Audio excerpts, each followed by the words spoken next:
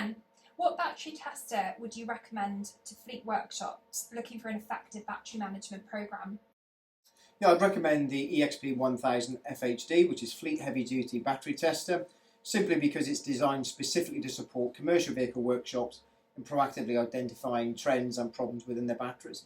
In addition to that, we link the tester into our robust online battery management information portal, where data can be automatically uploaded and viewed by workshop management going forward. What about a battery charger?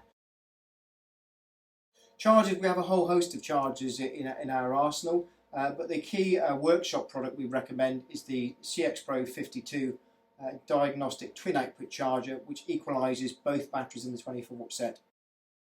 Do you mind sharing with me why these products are important for fleet workshops and helping them reduce battery replacement costs and roadside breakdowns? Yeah, sure. So using both the tester and the charger in combination as part of a routine proactive battery maintenance process during workshop planned maintenance will minimise the risk of any future defects, so that users can identify problems before they end in a roadside defect.